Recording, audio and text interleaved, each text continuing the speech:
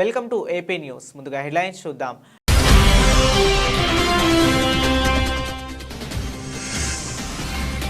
అరిజోనాలోనూ ట్రంప్దే విజయం. 7 swing states sweep చేసిన Trump.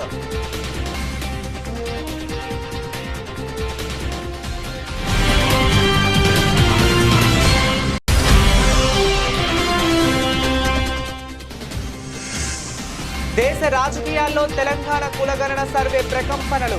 Rahul Gandhi వ్యాఖ్యలపై కౌంటర్ ఇచ్చిన ప్రధాని మోదీ.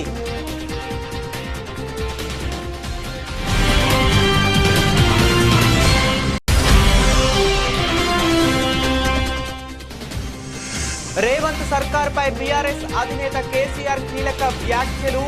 మళ్లీ వచ్చేది బీఆర్ఎస్ ప్రభుత్వమే అన్న కేసీఆర్.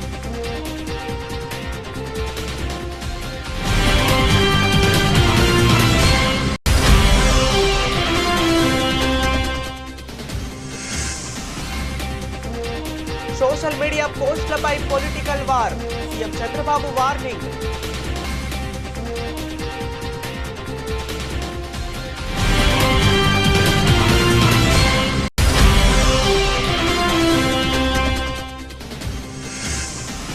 ఆర్జీవీ మేనకోడలిని పెళ్లి చేసుకోనున్న badminton player Kidambi Srikanth. Wishes తెలిపిన పలువురు ప్రముఖులు.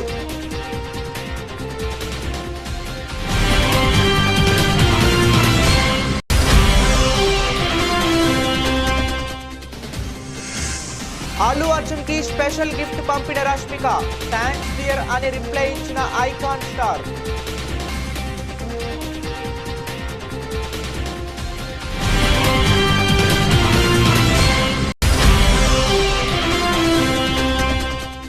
వరుసగా 5వ వారం ఫారెక్స్ రిజర్వ్ నిర్మల పతనం. $682 బిలియన్ పరిమితం.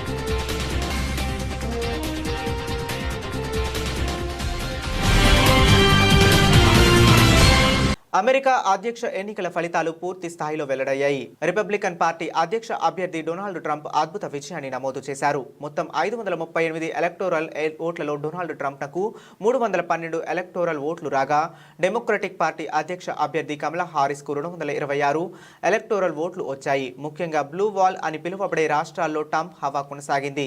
సాంప్రదాయకంగా డెమోక్రటిక్ పార్టీకి మద్దతు ఇచ్చే రాష్ట్రాలకు బ్లూ వాల్ రాష్ట్రాలు అంటారు. ఇందులో 18 రాష్ట్రాలు ఉంటాయి.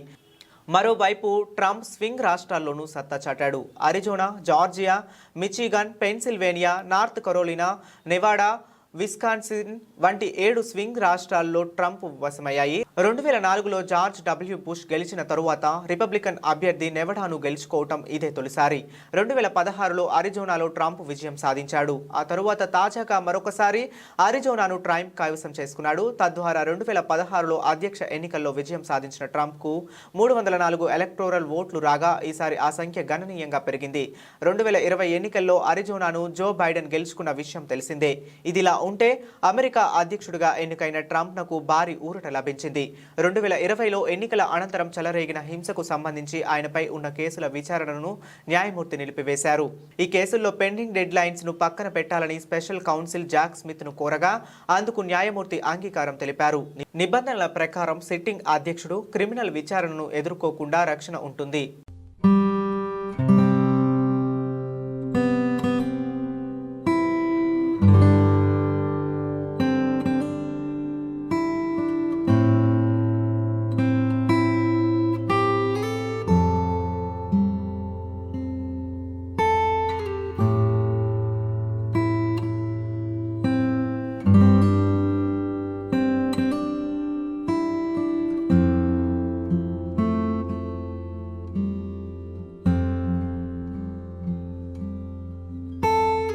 తెలంగాణ కులగణన సర్వే దేశ రాజకీయాల్లోనూ ప్రకంపనలు రేపుతుంది.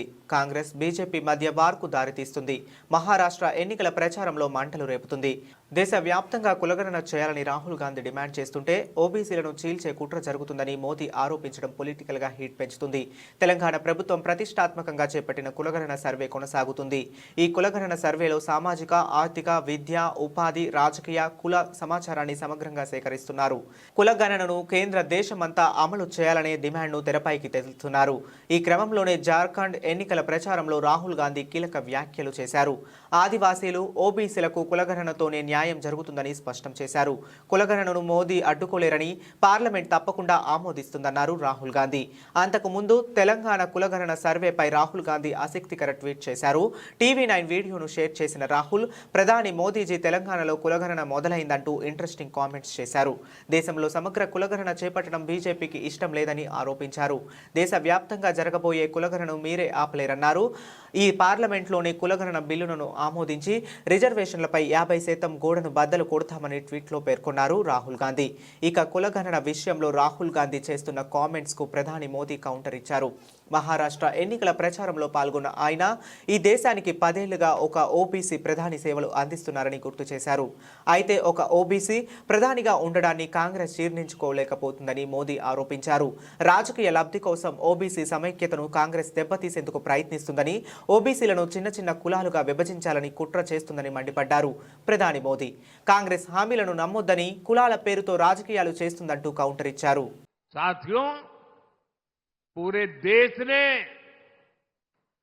कांग्रेस की हरकतों के कारण उसे पूरी तरह से खारिज कर दिया है। कांग्रेस अब ऑल इंडिया कांग्रेस नहीं बची। कांग्रेस अब परजीवी कांग्रेस बन चुकी है। ये कांग्रेस पार्टी अब केवल बैसाखियों पर ही जिंदा है।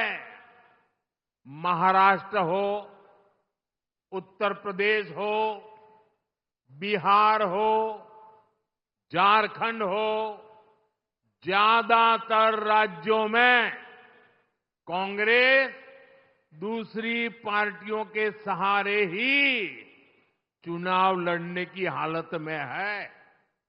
वो अपने पैरों पर खड़ी नहीं रह सकती। इसलिए साथियों, कांग्रेस ने राजनीति में खुद को बचाने के लिए अपना सबसे बड़ा हथियार चला है।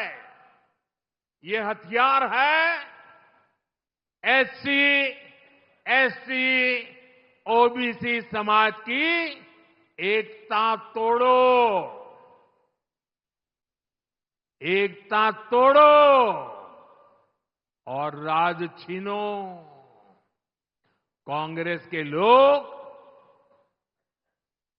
जनजातीय समूह, शेड्यूल ट्राइब, हमारे आदिवासी, एसटी को बांटना चाहते हैं।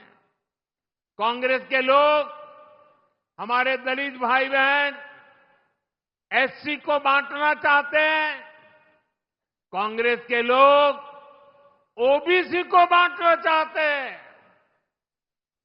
साथियों, कांग्रेस के रहते ओबीसी कभी इतना एक కాంగ్రెస్ సర్కారును ఉద్దేశించి మాజీ ముఖ్యమంత్రి బీఆర్ఎస్ అధినేత కేసీఆర్ కీలక వ్యాఖ్యలు చేశారు.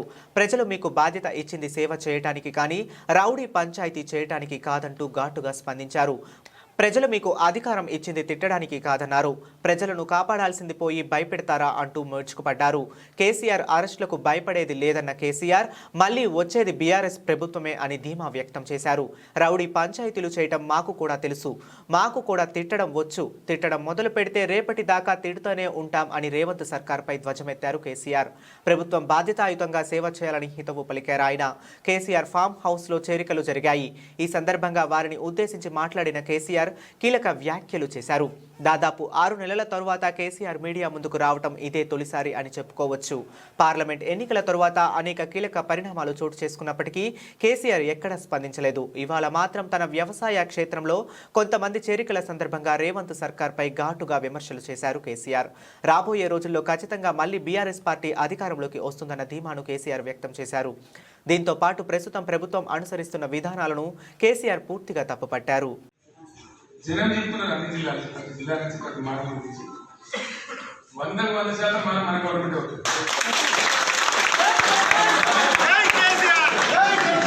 అనుమానంగా మనకు అవసరం లేదు. రాగానే మనం కథం ఇస్తాం యుద్ధం చేస్తాం ఒకటే ఇస్తాం అది ఉండదు మనం ఈ లంక పని మనం చేయాలి ప్రజలకు మంచి పని ప్రజలకు కాపాడాలి ప్రభుత్వం అంటే లోపలే గౌడు పని ఇప్పుడు చేయాలి మన పార్టీ మనం తక్కువ మంది ఇక్కడ మనం తిరిగిన పాటు భూమి సరిపోవాలి అది లెక్క కాదు కదా ఏం పని లెక్క కాదు ఎక్కడ వాళ్ళు ఏం చేస్తారు నిర్మాణం చేయాలి నిలబెట్టాలి సమాజాన్ని ఉత్తరేయాలి ముందు తీసుకుపోవాలి 10 మందిని పైకి తేవాలి 10 మందికి లాభం చేయాలి కానీ ఈ కూర కొడతా డిస్చార్జ్ చేస్తారు పిచ్చి మాటలని చందాలమైనటువంటి మాట్లాడతారు నాకు అర్థం కాదు పద్ధతే గవర్నమెంట్ వాళ్ళు మాట్లాడే మీరందరూ వింటున్నారు కదా అదే లెక్క నాకు అర్థం కాదు దానికి గవర్నమెంట్ గారు కాబట్టి జిల్లాలో తీసుకెళ్ళిపోయినా మనకు రావాలి ఇవాళ మొదలుపెట్టి రేపు ఇవ్వాలి కాదు కదా గొప్ప బాధ్యత ప్రజలకు ఇచ్చినప్పుడు ఆ బరువు ఎట్లా తీసుకోవాలి అంతే బరువుతో మన ప్రజలకు సేవలు మురికి పోస్టులను పెడితే ఊరుకునేదే లేదంటూ పోలీసులు కొరడా జులిపిస్తుంటే రాజకీయ కక్షతో కేసులు పెట్టి అక్రమ అరెస్టులు చేస్తున్నారంటూ వైసీపీ గగ్గోలు పెడుతుంది.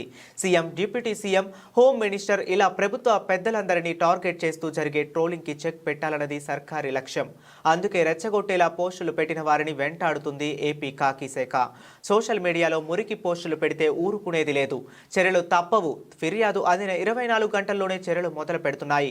ఇప్పటికే 1700కు పైగా సోషల్ మీడియా అకౌంట్స్ ను వివాదాస్పదమైనవిగా గుర్తించిన పోలీసులు 100 మందికి పైగా ఖాతాదారులని అదుపులోకి తీసుకున్నారు. కేవలం నోటీసులు ఇచ్చి వదిలేస్తారని భ్రమపడొద్దంటూ హెచ్చరికలు జారీ చేస్తున్నారు. అటు మాజీ సీఎం జగన్ పై ఫేక్ ప్రచారం చేస్తున్నారంటూ విశాఖలో నిరసనకు దిగారు వైసీపీ నేతలు. కేవలం టీడీపీ, జనసేన నేతలపై పెట్టిన పోస్టులే చూడడం తగదని, జగన్ పై సోషల్ మీడియాలో జరిగిన అసత్య ప్రచారం సంగతేంటని రివర్స్ గేర్ వేస్తుంది వైసీపీ. వైసీపీ నేతలపై జరిగిన ట్రోలింగ్ చూసారా అంటూ ఆధారాలతో సహా గుంటూరు ఎస్పీకి ఫిర్యాదు చేశారు మాజీ మంత్రి అంబటి రాంబాబు. తమ కార్యకర్తలను అక్రమంగా అరెస్ట్ చేస్తున్నారని, తీవ్రవాదుల్లా హింసిస్తున్నారని ఆరోపించారు. ఎవరిని వదిలిపెట్టే ప్రసక్తే లేదని, ఏకంగా డీజీపీ నుంచే వార్నింగ్ వచ్చేసింది కనుక యాక్షన్ కూడా అదే రేంజ్లో మొదలైంది. రాష్ట్ర స్థాయి ప్రముఖ నేతల పర్సనల్ అసిస్టెంట్లకు సైతం నోటీసులు వెళ్లాయి. ఈ మొత్తం వ్యవహారాన్ని హోంమంత్రి అనిత దగ్గరుండి పర్యవేక్షిస్తున్నారు. హైకోర్టులో వరుస కేసులు రిజిస్టర్ కావడంతో ముఖ్యమంత్రి సైతం ఎప్పటికప్పుడు నివేదికలు తెప్పించుకుని రివ్యూ చేస్తున్నారు. ఒక్క మాటలో చెప్పాలంటే 11 సీట్లు కాదు, ఒక్క సీటు గెలవడానికి అర్హత లేని వ్యక్తులు. ఇంకొక మాటలో చెప్పాలంటే రాజకీయాల్లో ఉండడానికి అర్హత లేని వ్యక్తులు వీళ్ళు. గట్టిగా కూడా చెప్తున్నా, మీరు ఇంకా రోషాలు రావడం ఈ రాష్ట్రంలో. వేరేది ఇక్కడైతే ఓట్లు కాదు, ఇంట్లో నుంచి బయట రావడానికి కూడా అర్హత లేదు. ఇన్ని చేసి ఇప్పుడు సోషల్ మీడియా, ఈ విషయం కూడా నేను చెప్పాలా మీ అందరికీ. ఏంటి అనర్థాలు? ఒకప్పుడు మనందరికీ ప్రింట్ మీడియా ఉండేది. తెల్లవారితే నిద్రలేస్తే పేపరే చూసేవాళ్ళం. నేను 78 అయితే ఆ రోజు అసెంబ్లీ సమావేశాల్లో కూడా చర్చలన్నీ దూరదర్శన్ ద్వారా వినేవాళ్ళం. సాయంత్రం 15 నిమిషాలు పేపర్లు కూడా వచ్చేటివి కాదు చాలా ఊర్లకి. అక్కడి నుంచి మళ్ళీ 90 వచ్చే కొందికి ఎలక్ట్రానిక్ మీడియా వచ్చింది ఇంటర్నెట్ రెవల్యూషన్తో. అప్పుడు కూడా నేనే దానికి ఎక్కువ ప్రాధాన్యత ఇచ్చాను. ఇంటర్నెట్ కూడా మీ అందరికీ తెలుసు. ఇప్పుడు సెల్ ఫోన్లు వాడుతున్నారంటే ఆ రోజు సెల్ ఫోన్ గురించి మొట్టమొదటిసారి మాట్లాడిన వ్యక్తిని నేనే. ఇంకెవరూ మాట్లాడిన తర్వాత అందరూ మాట్లాడారు. ఈరోజు సెల్ ఫోన్లు అన్నీ వచ్చాయి. టెక్నాలజీ రెవల్యూషన్ వచ్చింది. దానివల్ల ఎలక్ట్రానిక్ మీడియా వచ్చింది. అప్పుడంతా టీవీల వరకే పరిమితం అయింది. నాకు తిరుపతిలో నా యాక్సిడెంట్ అయినప్పుడు కొండపైకి పోయేటప్పుడు 24 క్లేమోర్ మైన్స్ నా మీద బ్లాస్ట్ చేసి ఇన్ని టీవీలు లేవు. ఒకే టీవీ, జెమిని టీవీ, దూరదర్శన్ ఉండేటివి. ఆ జెమిని వచ్చి అప్పట్లో రికార్డ్ చేశారు. అలాంటిది ఈరోజు చూస్తే మళ్ళా ఇప్పుడు సోషల్ మీడియా వచ్చింది. దీనికి సోషల్ మీడియాకు అడ్డు ఏమాత్రం లేకుండా పోయే పరిస్థితి వచ్చింది. ఇక డీటెయిల్స్ లోకి వెళితే సోమవారం నుండి ఏపీ అసెంబ్లీ సమావేశాలు ప్రారంభం కానున్నాయి. తొలి రోజే పూర్తి స్థాయి బడ్జెట్ ప్రవేశపెట్టనుంది. అంతకంటే ముందు సీఎం కార్యాలయంలో మంత్రివర్గం సమావేశమై బడ్జెట్కు ఆమోదం తెలపనుంది. ఆ తరువాత ఆర్థిక మంత్రి పయ్యావుల కేశవ్ అసెంబ్లీలో బడ్జెట్ ప్రవేశపెడతారు. ఆ వెంటనే సభను స్పీకర్ వాయిదా వేస్తారు. ఈ సమావేశాలు ఈ నెల 11న ప్రారంభమై 11 రోజులు కొనసాగే అవకాశాలున్నాయి. In view of the inordinate delay in clearance of the bills due to strained financial position of the state, many vendors and contractors have approached High Court of Andhra Pradesh for relief and filed cases against the government. About 25,000 cases have been filed for bill payments, which is unprecedented. The sheer number of contempt cases with personal appearances and arrest warrants against officials in several cases resulted in systematic humiliation and victimization of bureaucracy. This led to complete demoralization of administrative machinery. The capital expenditure reduced by 60% in 2019-24 compared to 2014-19. Departments such as water resources and transport, roads and buildings, which undertake substantial capital works, were left critically short of funds to carry out any works. The capital expenditure on water resources has reduced by 56%, and that on roads and buildings by an alarming 85% during this period. The compound annual growth rate of states' own tax revenue slipped from 12.8% to 8.1% during this period. On the other hand, the revenue expenditure increased from 7.8% to 10.5%, whereas the capital expenditure growth declined steeply from 26%. ఈ నెల 15వ తేదీన జరిగే కార్తీక పౌర్ణమి సముద్ర స్నానాలకు భక్తులు అధిక సంఖ్యలో పాల్గొంటారని, భక్తులకు ఎటువంటి అసౌకర్యం కలగకుండా జిల్లా పోలీస్ పటిష్ట బందోబస్తు ఏర్పాటు చేశామని ఎస్పీ అన్నారు. అధిక సంఖ్యలో వచ్చే వాహనాలకు ట్రాఫిక్ను మళ్లించి వెళ్లి వచ్చే దారులకు సపరేట్ ట్రాఫిక్ నియంత్రణ చేసి ప్రత్యేక పార్కింగ్ స్థలంను ఏర్పాటు చేస్తామని ఎస్పీ తెలిపారు.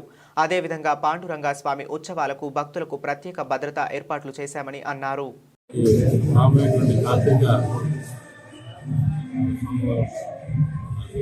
మన రాష్ట్రాన్ని భక్తులు అన్ని కోఆర్డినేషన్ మీటింగ్ అనేది ఏర్పాటు దీంట్లో అన్ని శాఖలకు సంబంధించి పోలీస్ స్టేషన్ నుంచి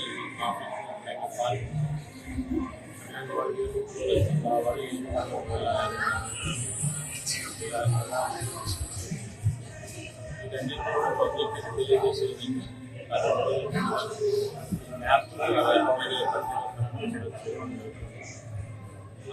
వచ్చే రోడ్డు వెళ్ళే రోడ్డు ఫిక్స్ కాకుండా ప్లాన్ చేస్తున్నాం. ప్రజలందరూ అలాగే అదే సందర్భంగా పాండురంగ స్వామి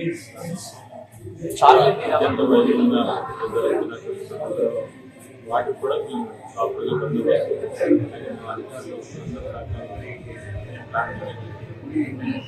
ఎన్డీఏ కూటమి ప్రజలకు ఇచ్చిన వాగ్దానాలను అమలు చేయాలని CPI corporator B Satyababu demand చేశారు. విద్యుత్ ఛార్జీలను తగ్గిస్తామని చెప్పిన కూటమి ప్రభుత్వం వివిధ పేర్లతో 672 కోట్ల విద్యుత్ భారాన్ని ప్రజలపై వేయడం సమంజసం కాదన్నారు. కేంద్ర రాష్ట్ర ప్రభుత్వాలు ప్రజలలో అన్ని విధాలుగా మోసం చేశారన్నారు. విద్యుత్ భారాలు వేయడం, విశాఖ ఉక్కును ప్రైవేటు పరం చేసేందుకు ప్రయత్నాలు తదితర వాటిని అమలు చేస్తున్నారన్నారు. ప్రతిసారి మోడీ ఏపీ ప్రజలను తప్పుదోవ పట్టిస్తున్నారని సత్యబాబు ఆరోపించారు.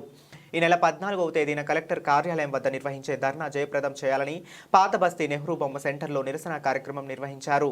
ప్రభుత్వం మూడోసారి అధికారంకి వచ్చింది. ఏ ఒక్క రేటు కూడా తగ్గకపోగా ఉన్న రేట్లు విపరీతంగా పెంచేస్తున్నారు. ప్రధానంగా ఈ పెట్రోలు, డీజిలు, వంట గ్యాస్ ధరలని మోడీ ప్రభుత్వం విపరీతంగా పెంచేస్తుంది. ప్రపంచంలో డీజిల్ 40 రూపాయలకి, పెట్రోల్ 60 రూపాయలకి దొరుకుతుంటే మన దేశంలో డీజిల్ 101 రూపాయి, పెట్రోల్ 110 రూపాయలకి అమ్ముతున్నారు. ఈ 10 ఏళ్ల కాలంలో మోడీ ప్రభుత్వం 26 లక్షల కోట్ల రూపాయలు దేశ ప్రజల దగ్గర పిండి వసూలు చేసింది. ఇవి దీపావళి కానుకగా ఆదానికి 12,300 కోట్లు రుణమాఫీ చేసింది మోడీ ప్రభుత్వం. ఈ 10 ఏళ్ల కాలంలో ఈ కార్పొరేటు అపర కుబేర్లకి 5 లక్షల కోట్ల రూపాయలు మాఫీలు చేసినటువంటి మోడీ ప్రభుత్వం భారాలన్నీ సామాన్యుల మీద వేస్తున్నారు, దేశ ప్రజల్ని నడ్డివిరుస్తున్నారు. ఈ ధరల్ని అదుపు చేయలేని మోడీ ప్రభుత్వం మీద ప్రజలు తిరుగుబాటు చేస్తుంటే మతాలతో విద్వేషాలతో ప్రజల్ని పక్కదారి పట్టిస్తున్నారు. విశాఖపట్నం స్టీల్ ప్లాంట్ని అమ్మకాలకు పెట్టేశారు. ప్రత్యేక హోదా ఇస్తామని చెప్పి మోసం చేశారు. రాజధాని నిర్మాణానికి డబ్బులు ఇస్తామని చెప్పి మోసం చేశారు. అలాగే పోలవరం నిర్మాణానికి నిధులు ఇస్తామని చెప్పి మోసం చేశారు. బీహార్ రాష్ట్రానికి 56,000 కోట్లు ఇచ్చారు. ఆంధ్ర రాష్ట్రానికి అప్పులు ఇస్తున్నాయి. ఈ అప్పులు కాదు కావాల్సింది, చట్ట ప్రకారం రావాల్సినటువంటి గ్రాంట్లు. మరోవైపు చంద్రబాబు నాయుడు గారి ప్రభుత్వం గతంలో జగన్మోహన్ రెడ్డి లాగా నేను మోసం చేయను, కరెంటు ఛార్జీలు బాధుడే బాధుడు కార్యక్రమం మన దాంట్లో ఉండదు, తగ్గించేదానికి కూడా ప్రయత్నం చేస్తాం, తప్పుడు ఒప్పందాలని రద్దు చేస్తామని చెప్పారు. అయ్యా చంద్రబాబు నాయుడు గారు, జగన్ పాపం చేశాడు కాబట్టి ప్రజలు మీకు పట్టం కట్టారు. మరి ఆయన చేసిన పాపాలని ప్రజల మీద మీరు భారాలేసి కక్ష తీర్చుకునే కార్యక్రమం సరైనది కాదు. జగన్మోహన్ రెడ్డి భారాలేసి బాధేస్తే మీరు కూడా భారాలేసి వీరబాధుడు బాధే కార్యక్రమం ఆపాలి. విద్యుత్తు సర్దుబాటు ఛార్జీలనే ఈ దోపిడీ అనేది తక్షణం ఆపాలనేది డిమాండ్ చేస్తున్నాం. ఈ నెల 14వ తారీఖున తెలంగాణ ప్రజలకు ఇచ్చిన హామీలను అమలు చేస్తున్నామంటూ ముఖ్యమంత్రి రేవంత్ రెడ్డి మహారాష్ట్రకు పోయి వచ్చి అబద్ధాలు వల్లిస్తున్నారని కేంద్ర హోంశాఖ సహాయ మంత్రి బండి సంజయ్ కుమార్ మండిపడ్డారు. ప్రజలకిచ్చిన హామీలు అమలు, రుణమాఫీ, 6 గ్యారంటీలపై తెలంగాణలో ప్రజలకు వివరిస్తూ పాదయాత్ర చేసే దమ్ముందా అని ప్రశ్నించారు. నక్సలైట్లు భావజాలం ఉన్న వాళ్లకు విద్యా కమిషన్లో చోటు కల్పించి సభ్య సమాజానికి ఏం సంకేతాలు పంపుతున్నారని మండిపడ్డారు. ఆనాడు నక్సలైట్లు కాంగ్రెస్ నాయకులను కూడా దారుణంగా చంపిన విషయం మర్చిపోయారా అని ప్రశ్నించారు. కరీంనగర్లోని మమతా థియేటర్లో బీజేపీ కార్యకర్తలు, ఏబీవీపీ నాయకులతో కలిసి కేంద్ర మంత్రి బండి సంజయ్, జితేందర్ రెడ్డి సినిమాను వీక్షించారు. ఈ సందర్భంగా తనను కలిసిన సినిమా హీరో రాకేశ్వరే, దర్శక నిర్మాతలు, సినిమా యూనియన్ సభ్యులను అభినందించారు. అనంతరం వారితో కలిసి బండి సంజయ్ మీడియాతో మాట్లాడారు.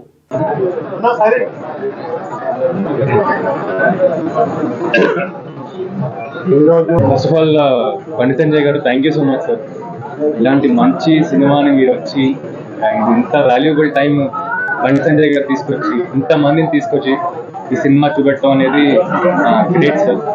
ఎందుకంటే మీరు మా యూత్కి ఒక ఇన్స్పిరేషన్ సార్. సో మా లాంటి వాళ్ళకి మీరు ఇచ్చిన ఎనర్జీ మా. So thank you so much sir. Me valuable time. ఈ జితేందర్ రెడ్డి సినిమా రిలీజ్ అయింది, థియేటర్లో ఆడుతుంది, బాగా ఆడుతుంది. రవీందర్ గారు ప్రొడ్యూసర్, వాళ్ళ అన్నయ్య కోసం తీసిన సినిమా ఇది.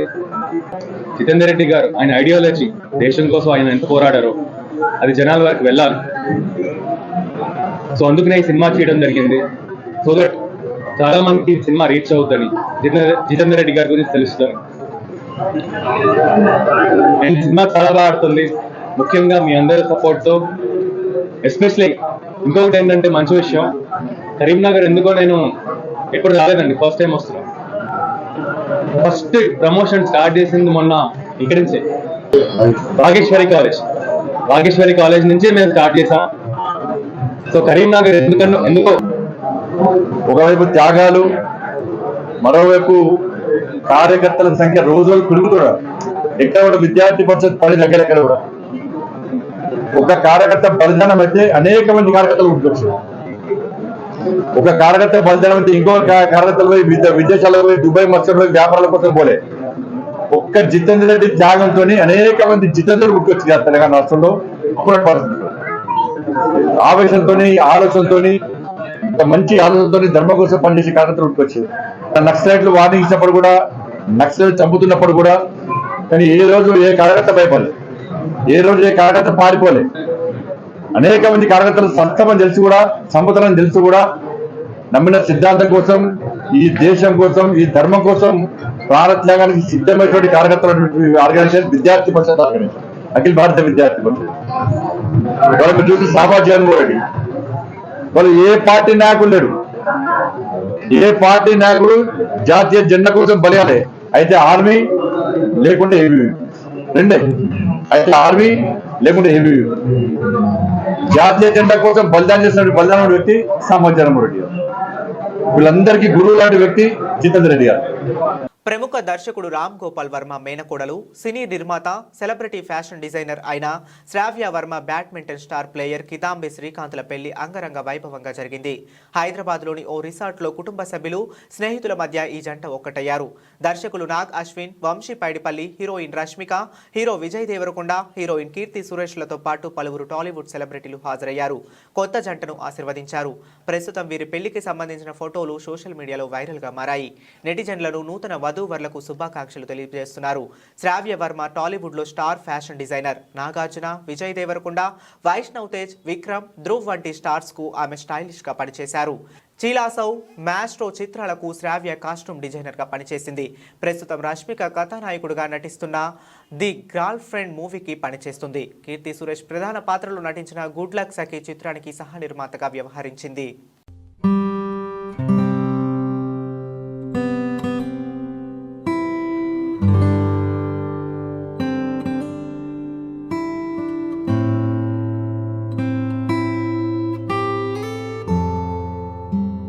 ఐకాన్ స్టార్ అల్లు అర్జున్ కు హీరోయిన్ రష్మిక ఓ స్పెషల్ గిఫ్ట్ పంపింది.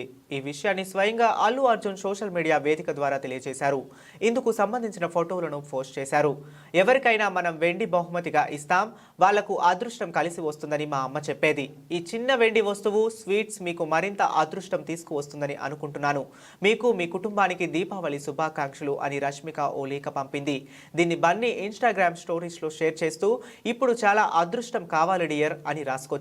సినిమాల విషయానికి వస్తే అల్లు అర్జున్, రష్మిక జంటగా పుష్ప మూవీలో నటిస్తున్నారు. సుకుమార్ దర్శకత్వంలో ఈ మూవీ తెరకెక్కనుంది.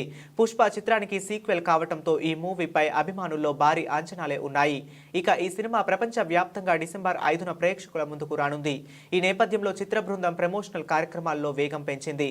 దేశంలో 7 నగరాల్లో పుష్ప 2 సినిమా ఈవెంట్స్ ని నిర్వహించనున్నట్లు చిత్ర బృందం తెలిపింది.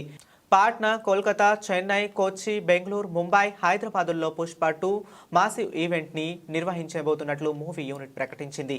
అలాగే ట్రైలర్ లాంచ్ ఈవెంట్ ను బీహార్లోని పాట్నాలో గ్రాండ్ గా చేయబోతున్నట్లు చెప్పింది.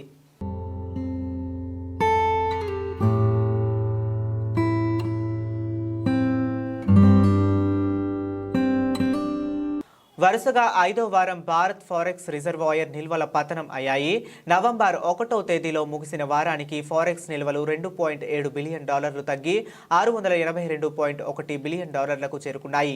శుక్రవారం ఫారెక్స్ మార్కెట్లో అమెరికా డాలర్లపై రూపాయికి మారకం విలువ 84.38లకు పడిపోయింది. ఫలితంగా రూపాయి మరింత బలహీనపడకుండా ఆర్బీఐ అడ్డుకున్నది. అంతకుముందు అక్టోబర్ 25తో ముగిసిన వారానికి కూడా ఫారెక్స్ నిల్వలు $3.14 బిలియన్ పతనమై $634.8 బిలియన్ చేరుకున్నాయి.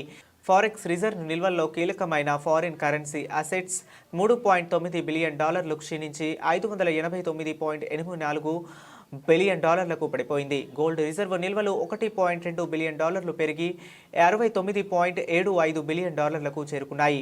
ఇక స్పెషల్ డ్రాయింగ్ రైట్స్ మరో $10 లక్షల తగ్గి $18.21 బిలియన్ చేరాయి. అంతర్జాతీయ ద్రవ్యనిధి సంస్థ ఫారెక్స్ రిజర్వ్ నిల్వలు $4 మిలియన్ నుండి $4.3 మిలియన్ చేరుకున్నాయి. ఫారెక్స్ రిజర్వ్ నిల్వల్లో చైనా, జపాన్, స్విట్జర్లాండ్ తరువాత స్థానంలో భారత్ నిలిచింది. ఇతర అభివృద్ధి చెందుతున్న దేశాలతో పోలిస్తే శరవేగంగా అభివృద్ధి చెందే దేశంగా నిలుస్తుంది.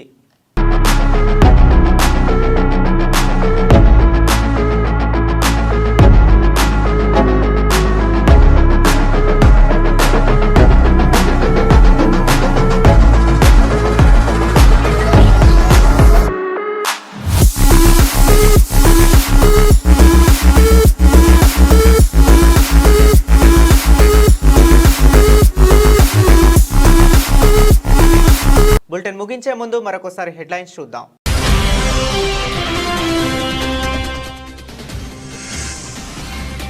అరిజోనాలోనూ ట్రంప్దే విజయం. 7 స్వింగ్ స్టేట్స్ స్వీప్ చేసిన ట్రంప్.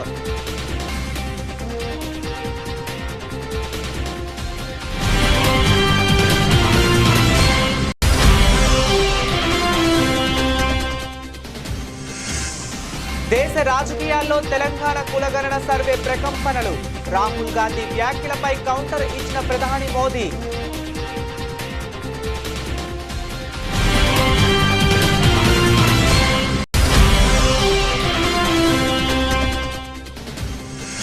రేవంత్ సర్కార్పై బీఆర్ఎస్ అధినేత కేసీఆర్ కీలక వ్యాఖ్యలు.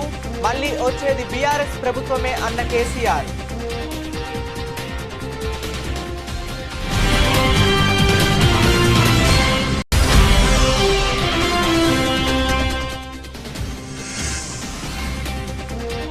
సోషల్ మీడియా పోస్టులపై political war, CM Chandrababu warning.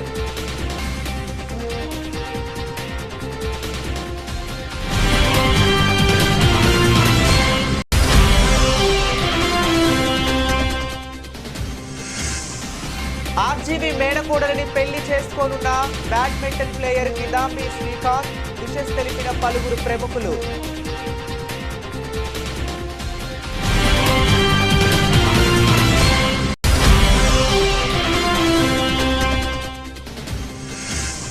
Allu Arjun కి స్పెషల్ గిఫ్ట్ పంపిన రష్మిక, థ్యాంక్స్ డియర్ అని రిప్లై ఇచ్చిన ఐకాన్ స్టార్.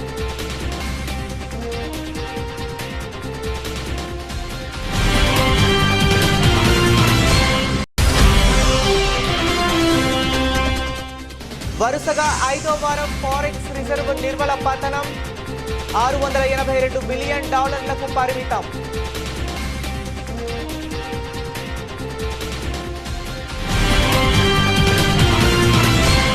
ఇవి ఇప్పటి వరకు ఉన్న అప్డేట్స్. మరిన్ని అప్డేట్స్ కోసం చూస్తూనే ఉండండి S6 న్యూస్.